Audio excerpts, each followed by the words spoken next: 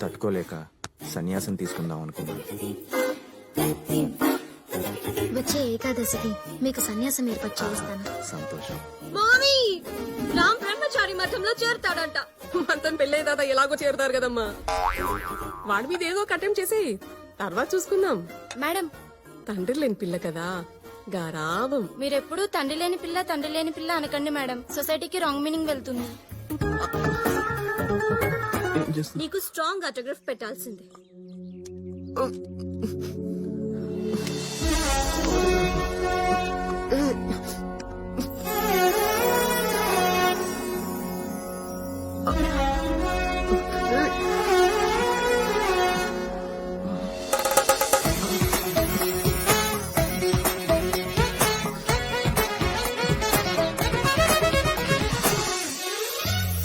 Father లేని పిల్ల మనకెందుకురా? బీద